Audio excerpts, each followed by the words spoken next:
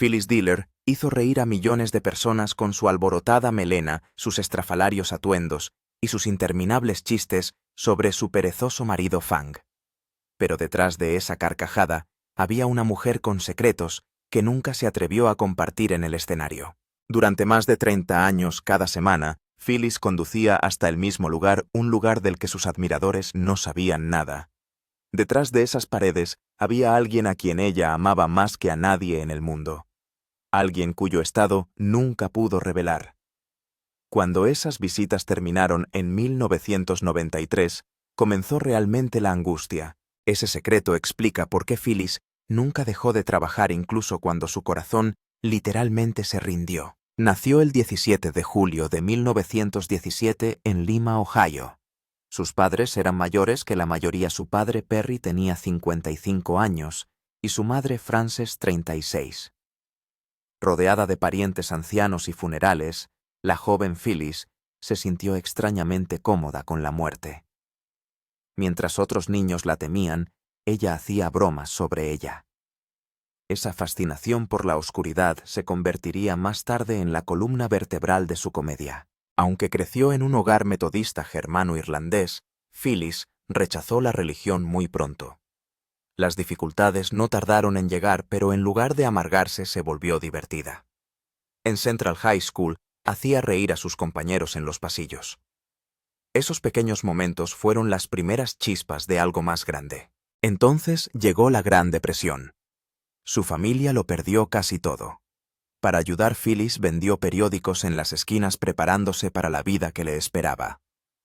También se enteró de que su apellido no siempre había sido Diller sino Traver, un detalle que no descubriría hasta la edad adulta. Su vida hogareña, tranquila y solitaria, la obligó a inventar historias.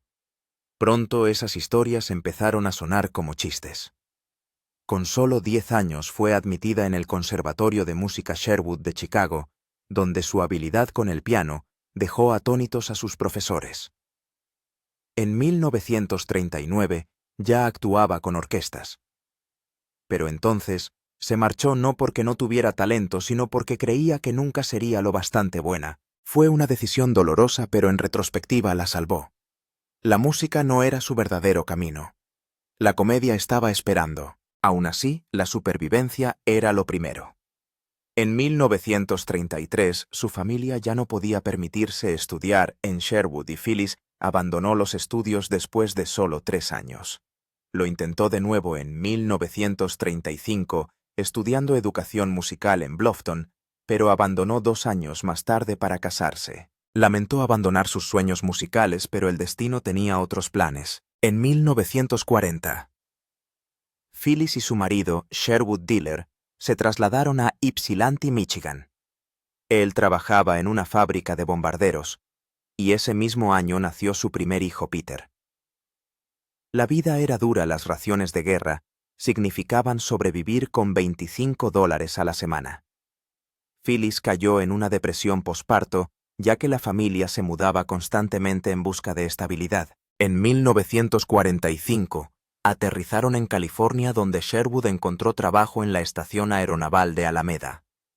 Aún así el dinero escaseaba, y Phyllis cargaba con el peso del hogar.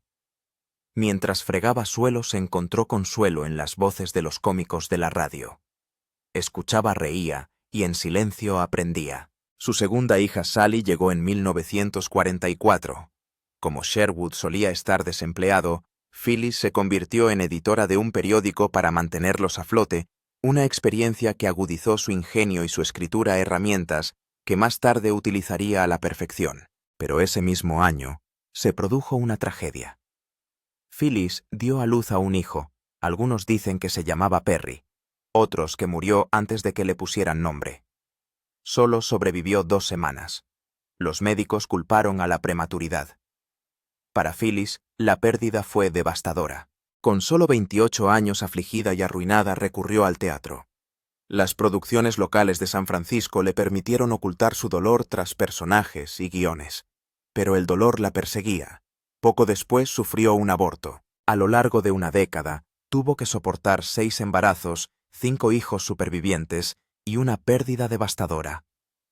A pesar de todo, siguió escribiendo a menudo por solo $2 el artículo sonriendo en público, mientras en privado cargaba con un dolor insoportable. Y fue en ese crisol de penurias, la maternidad, la pobreza y la pérdida, donde se forjó el cómico que el mundo adoraría algún día. Entre 1946 y 1950, Phyllis dio a luz a Susan Stephanie y otro hijo también llamado Perry.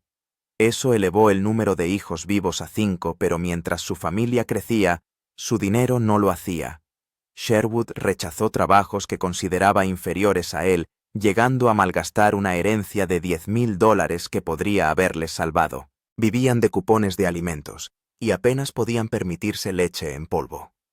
Phyllis ganaba entre $15 y $20 a la semana escribiendo para pequeños periódicos. La vida era dura. Tenía 5 hijos menores de 10 años, ninguna ayuda y ningún sistema de apoyo.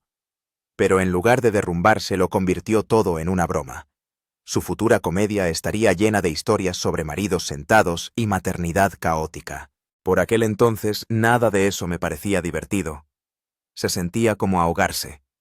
En 1952 las cosas empeoraron. Fueron desahuciados de su casa por impago de $300 de alquiler.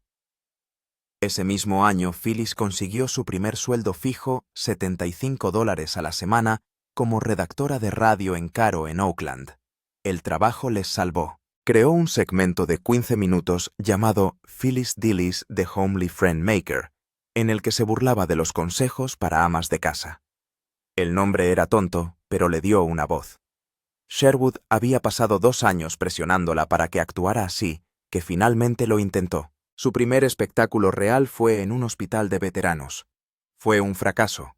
Los pacientes la abucheaban mientras tocaba el piano, pero ella no se rindió. Convirtió la humillación en combustible. Ese mismo año hizo su primera actuación como monologuista. E incluso cuando pasaron apuros para pagar el alquiler y tuvieron que empeñar joyas, ella siguió adelante. No le dijo a nadie lo difíciles que eran las cosas en realidad. Entonces llegó el momento decisivo. El 7 de marzo de 1955, a los 37 años, Phyllis actuó en el Purple Onion de San Francisco. El público la adoraba. No intentaba ser glamurosa como otras mujeres. Se burlaba de su aspecto, de su cocina, de su vida. Bromeó diciendo que su comida podía matarte. La gente no paraba de reír. Lo que empezó como una breve actuación se convirtió en un programa de 89 semanas, casi 2 años. El club ganó más de $100,000 con sus espectáculos. Y de repente esta cansada madre de 5 hijos fue tomada en serio. Le pagaban solo $100 a la semana, pero al año siguiente ya tenía anuncios de televisión. Había leído un libro de autoayuda titulado The Magic of Believing, La magia de creer, y le atribuyó el mérito de haberla impulsado finalmente a subir al escenario. Después de 15 años dedicándose a las tareas del hogar, había encontrado algo que era solo para ella. En 1956 se transformó por completo. Creó un look escénico inolvidable. Llevaba una peluca salvaje de crin de caballo, se pintaba la cara con un maquillaje exagerado, portaba una larga pitillera, aunque apenas fumaba, y vestía ropas chocantes que la hacían parecer ridícula y brillante. Lo hacía a propósito. Tenía casi 40 años y sabía que tenía que destacar. En lugar de intentar ser guapa, se hizo lo más fea posible y lo asumió. Sus reservas aumentaron un 40% casi al instante. Empezó a aparecer en programas nacionales. Su colección de pelucas llegó a tener más de 50 piezas, cada una de las cuales costaba entre $50 y $100. Su característica pitillera medía 30 centímetros y era de marfil. Todo esto se convirtió en parte de su leyenda. Pero debajo de todo eso, escondía el dolor de un matrimonio problemático. Convirtió ese dolor en poder. El 15 de junio de 1958, Phyllis lanzó su primer álbum de comedia, Like a Lampshade in a Whorehouse. El título escandalizó a todo el mundo, y algunas tiendas se negaron a venderlo. Pero vendió más de 50,000 copias en su primer año. Sus chistes sobre Fang, un vago marido ficticio, eran referencias apenas veladas a Sherwood. Grabó el álbum en un pequeño estudio de Los Ángeles con solo 20 personas en la sala. El humor era crudo y rápido. Llegó a pronunciar hasta 200 palabras por minuto. El álbum le reportó $10.000 en derechos de autor en 1959 y le valió contratos televisivos. Incluso Fang tuvo un origen extraño. Se debió a una errata en un guión, pero ella se lo quedó y acabó escribiendo más de 1000 chistes sobre él.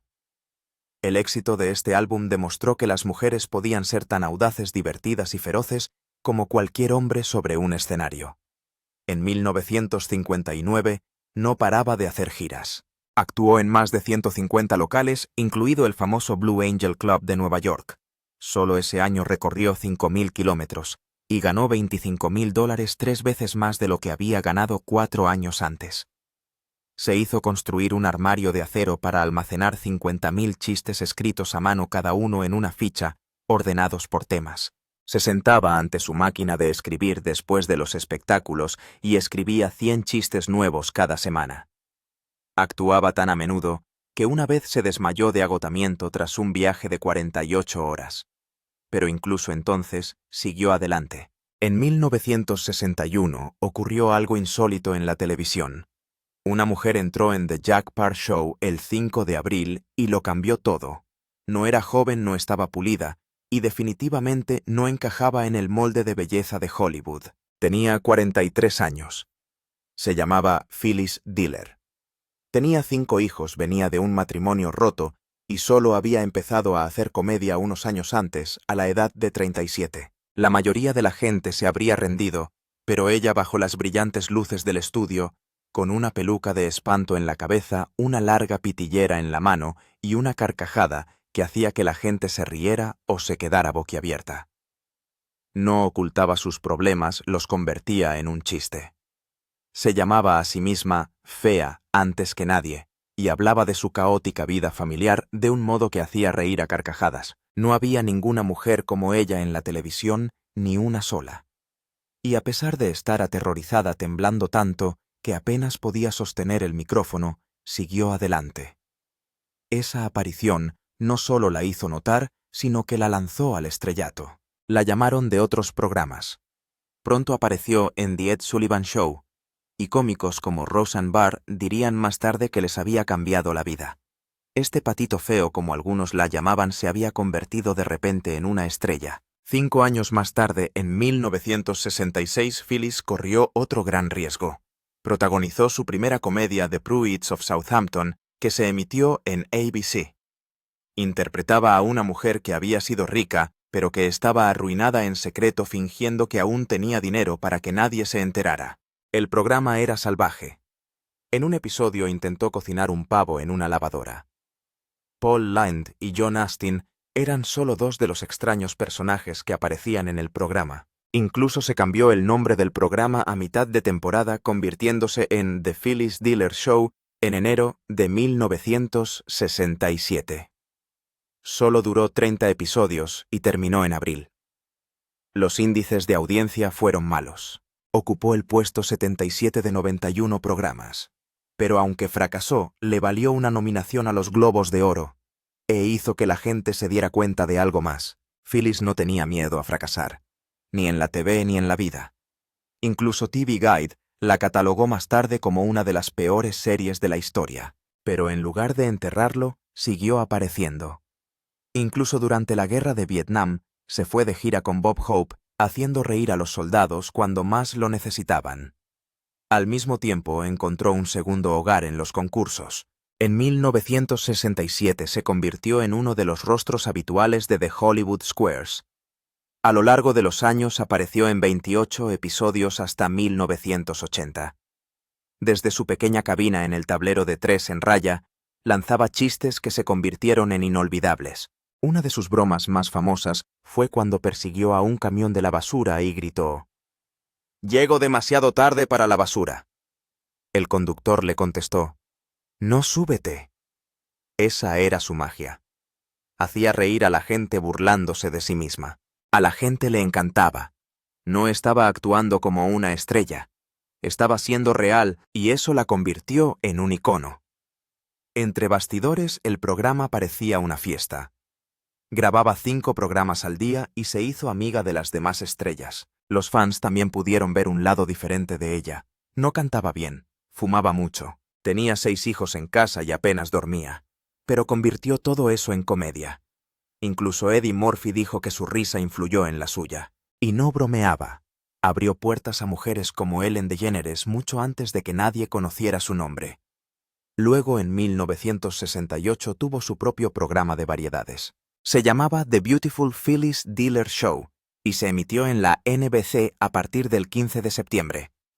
Solo duró 13 episodios y terminó en diciembre. El programa mezclaba música, comedia y entrevistas. Bob Hope, Goldie Hawn y Norm Crosby fueron algunos de sus invitados. Aunque no podía cantar, seguía cantando. Esa era Phyllis. No le importaba si era perfecto. Solo quería que fuera divertido. Los ratings fueron malos otra vez y fue cancelado después de 3 meses. Pero de alguna manera, incluso este fracaso aumentó su fama. Sus atrevidos trajes, su enorme melena y sus salvajes actuaciones influirían más tarde en estrellas como Lady Gaga. Ese mismo año, volvió a hacer una gira por Vietnam con Bob Hope. También puso voz a los monstruos Matt en la película de animación Mad Monster Party. Estaba en todas partes, aunque los índices de audiencia no siempre lo demostraran. Su carrera cinematográfica durante los años 70 no fue enorme, pero tuvo momentos inolvidables. En 1969, actuó en The Adding Machine como Mrs. Zero. No le fue bien en taquilla, pero a los críticos les sorprendió lo seria y emotiva que podía llegar a ser. En 1975 apareció brevemente en la oscarizada The Sunshine Boys, y en 1977 tuvo un papel en La Gran Carrera de Globos. 2 años más tarde apareció en A Pleasure Doing Business. Por aquella época también asumió el papel protagonista en el espectáculo de Broadway Hello Dolly, el 26 de diciembre de 1969. Tenía 52 años y actuaba 8 veces por semana. Pocos sabían que detrás de las cortinas su vida familiar se desmoronaba. Su marido Sherwood, al que habían diagnosticado una enfermedad mental en los años 50, la había dejado sola para criar a sus 5 hijos. Trabajaba todas las noches para pagar las facturas. Aún así siguió adelante. En 1976 se unió a The Gong Show y actuó como jurado de ridículos números riéndose a carcajadas de la locura. También apareció en Match Game PM. Su voz estaba en todas partes, riendo, gritando, jugando, y nunca paraba. Incluso estuvo en The Muppet Show en 1979 y en The Love Boat una y otra vez entre 1977 y 1986. Al final de la década tenía más de 40 créditos cinematográficos. Incluso ganó más dinero que Bob Hope en una de sus películas en 1966. Vaya, me equivoqué de número porque su sincronización era así de buena. También grabó un álbum. Se llamaba Born to Sing y salió en 1968. No era serio, se burlaba de su propia voz. Las canciones desafinaban y estaban llenas de chistes, pero de eso se trataba. A la gente le encantaba. Mezclaba música y monólogos. Su lista de canciones incluía temas como Satisfaction y Hello Young Lovers, todo hecho a su manera con humor. El álbum se vendió bien, pero le ayudó a agotar las entradas de sus giras. Lo que pocos sabían era que lo grabó mientras atravesaba un infierno. Su matrimonio se había derrumbado. No tenía dinero. Más tarde, a una de sus hijas, Sally, le diagnosticaron esquizofrenia, y Phyllis la visitó todas las semanas durante décadas sin decírselo a nadie. En público sonreía, en privado apenas se sostenía. Ese álbum dio lugar a su programa de televisión de 1968 y en 1972 se puso voz a sí misma en las nuevas películas de Scooby-Doo, burlándose de las lecturas psíquicas. Sus fans la adoraban. Muchos pertenecían a la comunidad gay que veían algo hermoso en sus colores chillones y en su atrevida forma de decir la verdad. Publicó más de 10 álbumes en total. Cada uno se sentía como una pequeña rebelión. En los años 90 se convirtió en otra cosa, en una voz. En 1990 interpretó a la Reina Ratona en El Príncipe Cascanueces, una película de animación canadiense que fracasó por completo, pues solo recaudó $1,7 millones de un presupuesto de $8,5 millones. Pero su actuación destacó. Su voz de villana llena de risa y alegría malvada hizo reír a los niños y sonreír a los padres. También participó en A Bug's Life en 1998, que recaudó más de 363 millones de dólares. Mientras su voz se disparaba en los dibujos animados, su vida volvía a estar llena de angustias. Su hija Sally seguía internada, y en 1990 su hijo Peter tenía cáncer. Murió en 1998 a los 53 años. Siguió de gira, siguió sonriendo, siguió visitando hospitales en silencio. En 1984 hizo algo que nadie había hecho antes. Hizo un vídeo sobre cirugía plástica. No solo una broma, un vídeo casero de verdad. Costaba $39,95 y se llamaba Phyllis Diller's Home Video Guide to Plastic Surgery. En él, hablaba de sus estiramientos faciales, su operación de nariz y mucho más. Dijo que no se trataba solo de verse mejor, sino que ayudó a su espíritu. Incluso bromeó diciendo que su cirujano era tan tacaño que le arrancó el pendiente de un mordisco. Pero esto no era solo divertido, era audaz. Por aquel entonces nadie admitía que se había operado. Ganó un premio de la Academia Americana de Cirugía Estética por ser honesta. Se hacía llamar la reina de la cirugía plástica. Y la gente la escuchaba. Hizo que estuviera bien hablar de ello. Incluso Joan Rivers siguió su ejemplo. En 1985, convirtió su estilo en un negocio. Lanzó su propia línea de pelucas y ropa loca. A los 68 años convertía las bromas en beneficios. Vendía pelucas que se parecían a su propio pelo salvaje y trajes como los que llevaba en el escenario. Brillante, ruidosa, inolvidable. Llevaba pelucas todos los días desde hacía años porque su pelo de verdad ya no aguantaba las burlas. Este negocio le hizo ganar mucho dinero. E influyó en los artistas drag y en los fans gays que la veían no solo como una payasa, sino como una reina. En 1996, a los 79 años, volvió a sorprender a todos. Apareció en la telenovela The Bold and the Beautiful como Gladys Pope, una maquilladora llena de color e ingenio. Apareció en 11 episodios mezclando comedia y drama de una forma que nadie esperaba. A la gente le encantaba. Lo que la mayoría no sabía era que su salud estaba empeorando. Su corazón se paró en 1997 y en 1999 necesitaba un marcapasos, pero no se detuvo. Nunca paró. Entonces llegó 1998, su último especial de stand-up. Se llamaba Phyllis Diller, aún para reír, y se emitió en NPR. Tenía 81 años. Se le quebraba la voz. Sus bromas sobre la vejez calaban más hondo que nunca, y detrás de la risa había dolor. Su hijo acababa de morir ese mismo año, pero no dejó que nadie viera las lágrimas. Siguió haciendo reír a la gente. El especial fue dirigido por Greg Barson e incluyó anécdotas de Roseanne Barr y otros. Fue un adiós sin decir adiós. Siguió haciendo cameos hasta 2007, y aunque su cuerpo se cansó, su espíritu nunca se rindió. Phyllis Diller se casó por primera vez en 1939. Entonces parecía una historia de amor normal y corriente. Ella y Sherwood Diller se fugaron en Bluffton, Ohio, el 4 de noviembre. No tenía ni idea de que pasaría los siguientes 26 años fingiendo que todo iba bien cuando no era así. Sherwood luchaba contra la agorafobia y se negaba a tener trabajos estables. Eso dejó a Phyllis cargando con todo el peso, escribiendo para periódicos, editando, haciendo lo que podía para sobrevivir mientras criaba a 5 hijos. Un hijo más había muerto en la infancia. Incluso durante la Segunda Guerra Mundial, mientras Sherwood apenas acudía a su puesto de trabajo en la planta de bombarderos, mantenía sola a todo el mundo. Ella nunca dejó que el mundo viera lo que realmente estaba pasando. Creó un personaje llamado Bang para bromear sobre un marido vago. Pero el dolor era real. Detrás de la risa, escondía pérdidas en el juego, abusos emocionales y una pobreza silenciosa. El divorcio llegó el 3 de septiembre de 1965 y solo más tarde admitió lo profundamente que le había dolido.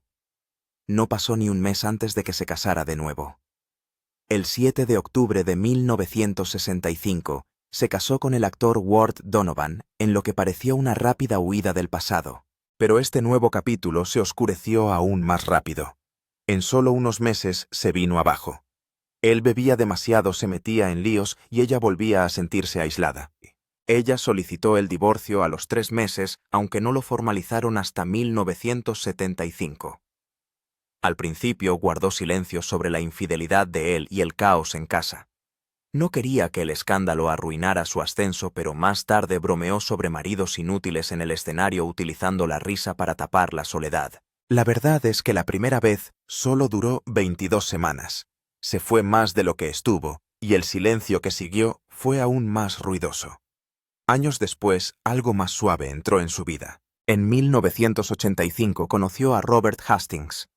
No era su marido, pero se convirtió en todo lo que ella necesitaba. Vivieron juntos en su gran mansión de Brentwood hasta que él murió de cáncer el 23 de mayo de 1996. Tenía entonces 78 años y nunca se volvió a casar. En una entrevista la llamó el amor de su vida. Jugaban al gin rummy en casa los dos solos, lejos del dolor de sus primeros años. Después de tanto sonreír en público por el dolor, esta vez era real. No quería volver a las ataduras legales nunca más. Esa tranquila compañía fue suficiente, pero las luchas personales de Phyllis no terminaron ahí. Su hija Sally nació en 1944, pero en la década de 1950 algo iba claramente mal. La esquizofrenia se apoderó de la vida de Sally y Phyllis intentó durante años controlarla en casa. Hacia 1960, tomó la desgarradora decisión de ingresarla en una institución. Su marido tampoco era estable emocionalmente, lo que aumentaba la tensión, pero nada de esto se reflejaba en sus actuaciones. Mantuvo la imagen de ama de casa alegre. No fue hasta mucho más tarde que los fans descubrieron lo que llevaba dentro. Sally murió en 1993, con solo 49 años. Phyllis tuvo que seguir sonriendo mientras perdía en silencio a otro hijo. Entonces llegó el 4 de julio de 2002. Un día normalmente lleno de celebraciones se convirtió en algo totalmente distinto. Su hija Stephanie murió de un derrame cerebral con solo 54 años. Phyllis había ayudado a criar a los 3 hijos de Stephanie tras su matrimonio en 1973 y ahora de repente le decía adiós. No dejó de trabajar. No se tomó tiempo para llorar públicamente. Pero detrás de su dura agenda y de los peces gordos, había una madre de 84 años que ya había enterrado a su hijo Peter en 1998, había perdido a Sally en 1993 y ahora intentaba mantenerse en pie tras un nuevo golpe. En 1945 ya había sufrido otro tipo de angustia. Su hijo recién nacido murió a las 2 semanas de nacer.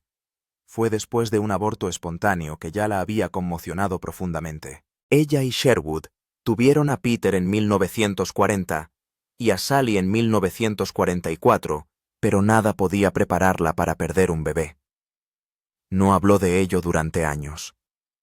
No fue hasta sus memorias de 2005, Like a Lampshade in a Whorehouse, cuando finalmente contó la verdad. Fue enterrado en silencio en Lima, Ohio. Cuando Phyllis falleció en 2012, había sobrevivido a 4 de sus 6 hijos. Ese es el tipo de dolor que ningún chiste podría cubrir. Su hijo menor, Perry, nació en 1950 y padecía dislexia, lo que hacía que la escuela fuera una lucha y la vida en casa aún más dura. Con la enfermedad de Sally y las muertes acumulándose, los problemas de lectura de Perry parecían otra montaña, pero lo consiguió. Salió adelante, se forjó una carrera en los negocios y con el tiempo se convirtió en el gestor de los asuntos de su madre. Fue el punto brillante en una tormenta de tristeza. A pesar de todo, Perry permaneció a su lado y la sobrevivió, demostrando que no todos los capítulos tenían por qué acabar en tristeza. Los años 50 no eran nada glamurosos.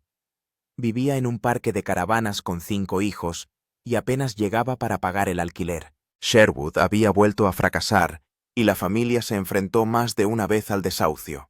Practicó la comedia en lavanderías para mantener la cordura. Tenía 37 años cuando en 1955 consiguió actuar en el Purple Onion de San Francisco durante 89 semanas seguidas. Fue la desesperación lo que la llevó al escenario, no los sueños. Pero siguió adelante impulsada por un libro de autoayuda titulado La magia de creer. En los años 70, se había divorciado 2 veces y estaba al borde de la bancarrota. Ella no lo demostró, pero los expedientes judiciales lo demostraron. Mientras Ward afirmaba que él solo ganaba $500 al mes, ella ganaba 100.000 y mantenía a toda la familia. Hacía giras brutales, a veces 200 al año. Sus chistes autocríticos sobre el colmillo hacían reír a la gente, pero ella luchaba contra la ruina financiera. En 1979 ganó un pleito de $5 millones por los derechos musicales, lo que ayudó a estabilizar las cosas de nuevo. Los hombres dejaron atrás el caos y ella siguió reconstruyendo sola. También se reconstruyó a sí misma, literalmente. A partir de 1972 inició un largo viaje a través de la cirugía plástica. En 1990 se había sometido a 15 intervenciones. El primer lifting casi la mata, dejándola temporalmente paralizada. Con el tiempo se remodeló la nariz, se redujo el pecho, se rellenó las mejillas, se levantó los ojos e incluso se tatuó delineador de ojos. Bromeaba diciendo que ya no había 2 partes del cuerpo de la misma edad. En una entrevista de 1993 lo convirtió en humor. Pero la verdad era que las cirugías no eran solo vanidad.